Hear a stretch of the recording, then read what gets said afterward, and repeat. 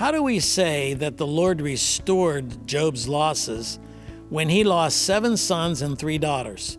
I understand he had 10 more children, but how could that possibly be seen as a restoration? Hi, I'm Dr. Chuck Betters. This is a good question, isn't it? How is it that Job, in losing 10 children, is restored, as the Bible clearly tells us about everything else in his life, all of his possessions, his health, and all those other things that were taken away from him in his suffering were restored to him? How can we truly say that losing 10 children can ever be restored? Well, Job's view of life is an eternal view. It does not begin with time, it does not end with time. It's an eternal perspective that Job has. He said in the book of Job, though he slay me, yet will I trust him. He believed in a God of redemption, a God of restoration. And so because of that, he also believed in a continuum, that we are living in the right now and the not yet. We live as citizens of earth, but as citizens of the kingdom of God. We live here physically, but we live there eternally.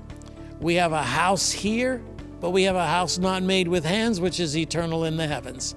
So our lives are in that in-between stage. I like to refer to us as Saturday's children. You know, Good Friday was the time of death and sorrow and alienation and darkness, and the disciples were running for their lives.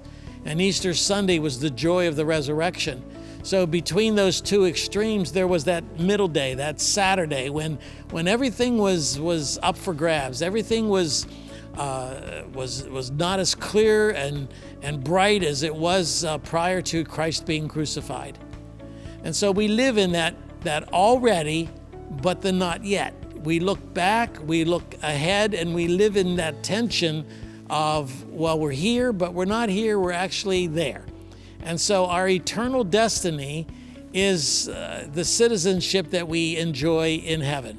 God has promised that to us. He's given us a mansion that he says he is preparing for us, for those who love him.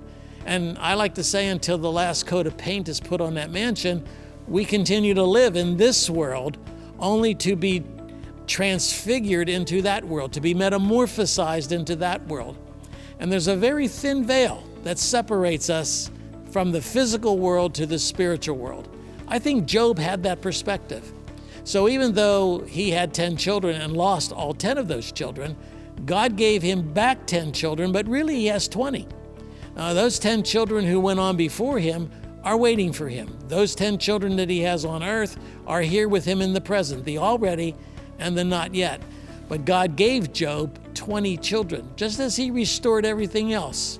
God has promised to restore the years the locust has eaten.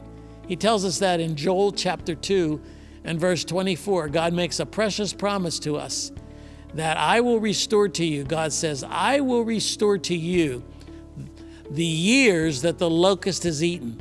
And then he makes this incredible statement, that great locust that I have sent. In other words, that pain and heartache and death and sorrow that was given to Job was first filtered through God's sovereign hands. He allowed Satan to attack Job in incredible ways that most people will never ever be attacked. And yet God promised Job, I will give that all back to you. I will restore that. So he had 10 children on earth. He lost them. Those 10 children were transplanted to heaven. God gave him back 10 physical children here on earth, the already, but the not yet. There was 10 more waiting for those 10 to come. So that is how God promises to restore us. He will owe us nothing. When it comes to our eternal destiny, God will owe us nothing. We will not look back and say, you shortchanged us. He has promised to restore the years the locust that he sent has eaten. That's a promise. It's a precious promise that God has given to us, and nothing can ever take that away from us. I hope this helps.